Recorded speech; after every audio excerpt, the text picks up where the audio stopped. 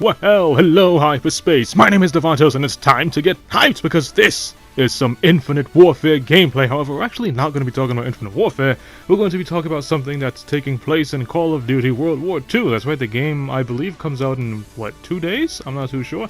But, there's something that's very, what's the word I'm looking for? Concerning, that's taking place in World War II, and it's with the maps.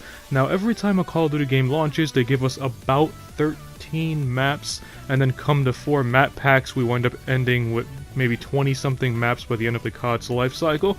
Well, with World War II, it's launching with just 9 maps. Now, I don't know if that's just a little pun on the German word 9, or if they actually did this intentional, which I'm feeling like they did it intentional, because get this, the game hasn't come out yet. They have confirmed that multiplayer is going to give us 9 maps, but the first map pack is already confirmed to come out in January.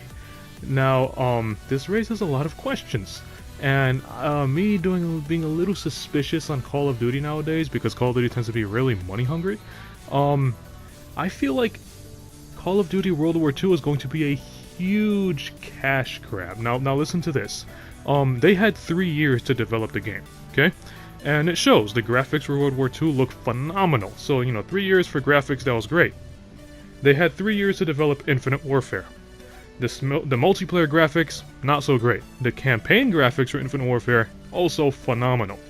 So I can see how they took those 3 years. They probably did more work on campaign than they did in multiplayer for Infinite Warfare. So if you actually look at Call of Duty World War II, their 3-year development cycle, we don't know how the campaign plays out, but you can see that they put a lot of work on the multiplayer aspect. It looks amazing, they have a lot of detail, and one thing that really throws me off is a lot of the maps seem to be very, very small. And obviously, the smaller the map, the less work you have to put in it. The bigger the map, the more work it needs. And with these 9 maps, what I kind of feel like they're doing is, they're gonna save some. They basically removed some maps from the game to give it to us as DLC, just so they can make a quick buck or two. Now get this, this is a perfect advertising method for Call of Duty. They can give us the 9 maps at launch, right? January 1st map pack comes out, people accept it. And then they wait like maybe 2 months, and then the next map pack comes out, DLC pack 2, okay, people take it, it's the second DLC pack. And the third DLC pack comes on, and well, people take it as well. And then comes the 4th one, and people get all excited because they think it's the final map pack for World War II, and then they say this: for the first time in Call of Duty history, 5 DLC map packs. But what really happened is that 5th DLC map pack is actually the game's original levels that were supposed to be there at launch. They just removed 4 of them and put them for a DLC map pack just to make a quick buck or two. I mean, if you kind of do the simple math, Call of Duty games usually launch with about 12 or 13 multiplayer maps.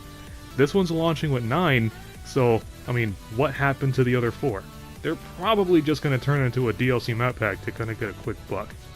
Now keep in mind, I am not hating on COD World War II at all. I mean, it's a Call of Duty, I love Call of Duty, but me personally, I'm not getting it because it just seems very fishy. There's something very fishy about this Call of Duty, because they aren't saying anything about it. And the things that they are saying about it, they're being very shady about it. And it's like, people, it's Sledgehammer, so I covered this in the last video. People are saying, are there going to be wacky skins and goofy skins like Advanced Warfare's Gingerbread Man and Clowns? And instead of them actually saying yes or no or something like that, they just say, expect things to get wacky. But they're not actually saying how wacky. They're not actually saying, what can be included in the future. We actually look at games that, let's say, like Horizon Zero Dawn or The Last of Us, when fans ask questions, is The Last of Us 2 gonna have some runners? Is The Last of Us 2 gonna have some more, infected people? The devs actually go straight forward. They say, yes, it's gonna have this, it's gonna have that kind of infected person, and be expecting some more things that are gonna completely throw you off, and that's gonna make the game even more terrifying than it originally can. They're not doing this for World War II. They're being very, very shady about it. And we all know World War II is going to be huge at its launch. It's the first time COD's going back to boots on the ground in like, 3 or 4 years?